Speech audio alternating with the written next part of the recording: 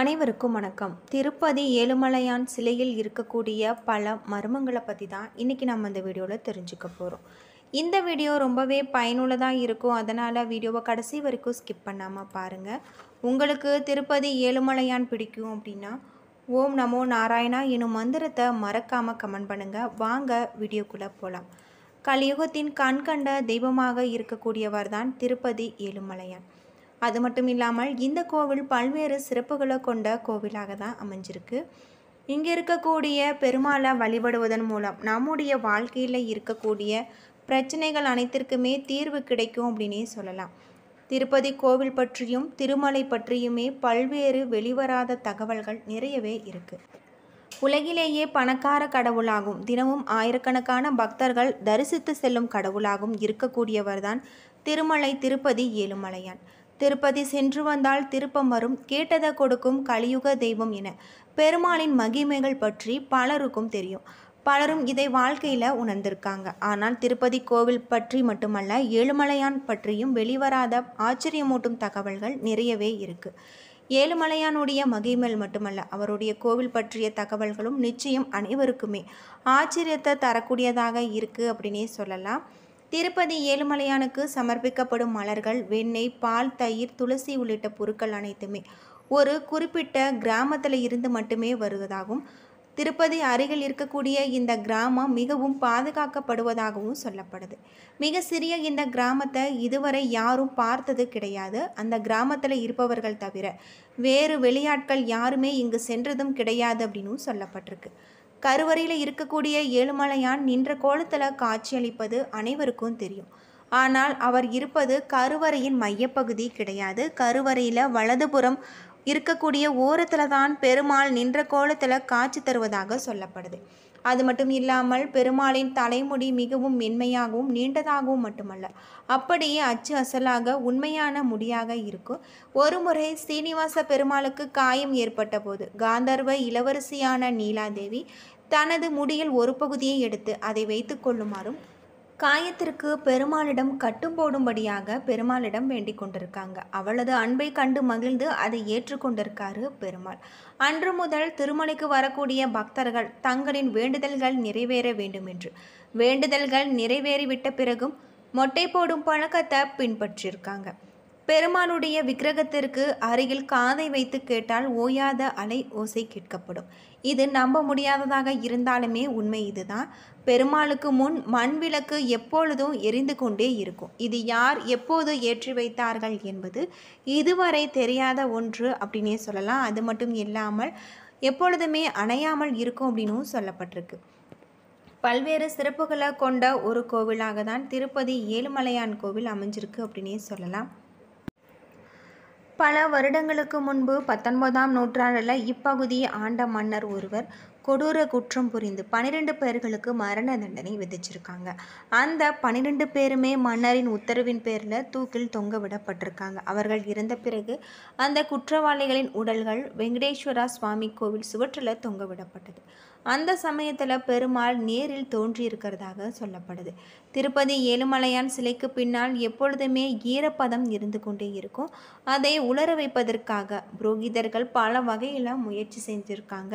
அதை உலர வைக்க முடியவில்லை அப்படின்னு சொல்லப்படுது. திருப்பதி கோவில்களின் விதிகளின்படி காலையில் பூஜையின் போது புதிய மாலைகள் சாற்றும் போது ஏற்கனவே போடப்பட்டுள்ள மாலைகள் கர்ப்ப கிரகத்திற்கு வெளியில் எடுத்து வரக்கூடாது. இதனால் சுவாமிக்கு அணிவிக்கப்படும் மாலைகளை ஏழுமலையான் சிலைக்கு பின்னால் இருக்கக்கூடிய நீரோடையில் சேர்த்து விடுவாங்க. இந்த மாலைகள் திருப்பதியில் இருந்து 20 கிலோமீட்டர் தொலைவில் உள்ள வெற்பேடு என்ற இடத்துல தேங்கி நிற்பதை காண முடியும். ஏழுமலையானின் சிலையின் மீது எப்பொழுதுமே பச்சை கற்பூரம் பூசப்படுறதாகும். இந்த பச்சை கற்பூரத்தை எந்த கல்லில் பூசினாலும் அந்த கல்லில் விரிசல் ஏற்படும் தன்மை கொண்டது என அறிவியல் ரீதியாக கண்டறியப்பட்டது. ஆனால் ஏழுமலையானின் சிலையில் இதுவரை பச்சை கற்பூரம் சாற்றியதற்கான அடையாளம் கூட ஏற்பட்டது கிடையாது. பச்சை கற்பூரத்தில் இருக்கக்கூடிய வேதிப்பொருளுக்கு எதிரான ஏழுமலையானின் திருமேனி தொடர்ந்து எதிர்வினை ஆற்றி வருவதாக சொல்லப்படுது. ஏழுமலையானின் சிலை கல்லால் ஆனது என்றாலும் அது உயிர்ப்புடன் இருக்கு என்பதை நம்மால் நம்ப முடியாமல் இருக்க முடியாது. பெருமாளின் சிலை எப்பொழுதுமே 110 டிகிரி பாரன்ஹீட் வெப்பநிலையில் தக்க வைத்து கொண்டிருக்கும். திருமலை 3000 அடி உயரத்தில் இருக்கக்கூடிய மலை முழுவதுமே குளிர்ச்சி நிறைந்திருக்கும். இருந்தாலுமே ஏழுமலையானின் உடல் மட்டுமே 110 டிகிரி பாரன்ஹீட் வெப்பநிலையில் சூடாக இருக்கும். ஒவ்வொரு நாளுமே காலையில் அபிஷேகம் முடிந்த பிறகு ஏழுமலையானின் திருமேனியின் மீது வியர்வை துளிகள் காணப்படும். இவைகள் புரோகிதர்கள் பட்டு துணியால் கொண்டு துடைத்து எடுக்கப்படுவார்கள். வியாழக்கிழமை அபிஷேகத்திற்காக புரோகிதர்கள் ஏழுமலையானுக்கு அணிவிக்கப்படக்கூடிய நகைகளை கழற்றினார் அது மிகவும் உஷ்ணத்துடன் காணப்படும் அப்படின்னு சொல்லப்படுது. பல்வேறு சிறப்புகளை கொண்ட ஒரு கோவிலாக தான் திருப்பதி ஏழுமலையான் கோவில் அமைஞ்சிருக்கு அப்படின்னு சொல்லலாம். அது மட்டும் இல்லாமல் இந்த கோவில் ஆந்திர மாநிலம் சித்தூர் மாவட்டத்தில் அமைஞ்சிருக்கு. புண்ணிய தலத்தை பற்றி பல புராண கதைகள் இருந்தாலுமே அது மட்டும் இல்லாமல் இந்த கோவில் பல்வேறு சிறப்புகளை கொண்டதாகவும் சொல்லப்படுது. பொதுவாக திருக்கோவிலில் மூலக்கடவுள் சிலைகள் கண்மலர்களை யோக நிலையில் வடிப்பது தான் மரபு. அவை திறப்பது போல காட்டுவதற்கு சிலையின் கண்மலர் மேல் வெள்ளி கண்மலர்களை சாத்துவதே வழக்கம். கடவுளின் யோக நிலை கடவுள் காலம் காலமாக உலக நன்மையின் சிந்தனையிலேயே இருப்பதாக ஐதீகமாக சொல்லப்படுது. திருப்பதி திருமலை வெங்கடேஸ்வரா கோவில் நவீன யுகத்தில் உறவிடமாக வசிப்பது அறியப்படுவதாக சொல்லப்படுது.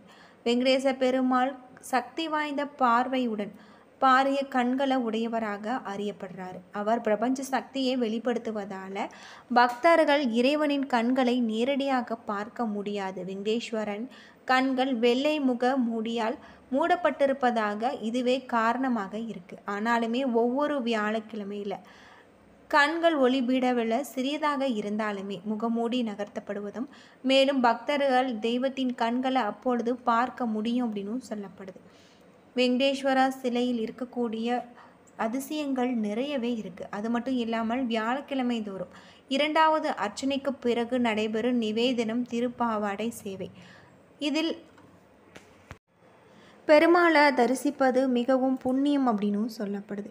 உலகில் பணக்கார கடவுளாக இருக்கக்கூடிய திருப்பதி ஏழுமலையான தரிசிக்க லட்சக்கணக்கான பக்தர்கள் நாள்தோறுமே வருவதாக சொல்லப்படுது. அது மட்டும் இல்லாமல் ஏழுமலையானுக்கு புதிய ஒரு மண் சட்டியை வாங்குவாங்க. அதில் தயிர் சாதம் தவிர வேறு எந்த நெய்வேதியும் குலசேகரப்படியே தாண்டி செல்லாது அப்படின்னு சொல்லப்படுது. அது மட்டும் இல்லாமல் ஏழுமலையானுக்கு விதவிதமான உணவுகள் படைத்தாலுமே பிடித்தமான உணவு அப்படின்னு பார்த்தா தயிர் சாதம்.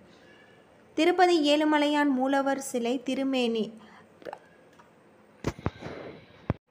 ஒரே கல்லால் செதுக்கப்பட்டது. ஏழுமலையானின் திருமேனியில் உளி கொண்டு செதுக்கிய அடையாளங்கள் எங்குமே காண முடியாது. ஏழுமலையானின் சிலை 8 அடி உயரம் கொண்டதாக இருந்தாலுமே அவருடைய முகத்தை மட்டுமே பக்தர்களால் காண முடியும். மற்றபடி அவரது திருமேனி முழுவதுமே பல விதமான நகைகள் மலர்களால் மறைக்கப்பட்டிருக்கும் அப்படின்னு சொல்லப்படுது. ஏழுமலையான் எப்பொழுதுமே உயரமான கிரீடம் வைத்தே காட்சி தருவார். இந்த கிரீடம் 1000 கிராம் எடை கொண்டதாகும் தங்கத்தால் செய்யப்பட்டதாக சொல்லப்படுது. தங்க கிரீடம் வைரம் ரூபி எமரால்டு போன்ற விலை உயர்ந்த கற்கள் பதிக்கப்பட்டதாக இருக்கும். ஏழுமலையானுக்கு அணிவிக்கப்படும் கிரீடம் ஒவ்வொரு வாரமும் மாற்றப்படும். அந்த வழக்கம் பல நூற்றாண்டுகளாக திருப்பதியில் கடைபிடிக்கப்பட்டு வருவதாக சொல்லப்படுது. ஏழுமலையான தரிசிக்க 7 மலைகளை கடந்து செல்ல வேண்டும். 7 மலைகளில் மனிதர்களால் உடலில் உள்ள 7 சக்கரங்கள் குறிப்பிடுவதாக சொல்லப்படுது. திருப்பதி ஏழுமலையானுக்கு தினமுமே 1000 கிலோ மலர்களால் அலங்காரம் செய்யப்படும். இந்தியாவின் பல்வேறு பகுதிகளில் இருந்து இந்த பூக்கள் தினமுமே திருப்பதிக்கு கொண்டு வரப்படுவதாகவும் தினமும் ஒரு குறிப்பிட்ட முறையில் செய்யப்படுவதாகவும் சொல்லப்படுது. பல்வேறு சிறப்புகளை கொண்ட ஒரு கோவிலாக தான் திருப்பதி ஏழுமலையான் கோவில் அமைஞ்சிருக்கு அப்படின்னு சொல்லலாம். என்ன நண்பர்களே, இந்த வீடியோ உங்களுக்கு பயனுள்ள ஒரு தகவலை தந்திருக்கும்னு நினைக்கிறேன். வீடியோ பிடிச்சிருந்தால் லைக் பண்ணுங்கள், ஷேர் பண்ணுங்கள், கமெண்ட் பண்ணுங்கள். இது போல் தகவலை தெரிஞ்சுக்க நம்ம சேனலை மறக்காமல் சப்ஸ்கிரைப் பண்ணிடுங்க. நன்றி நண்பர்களே.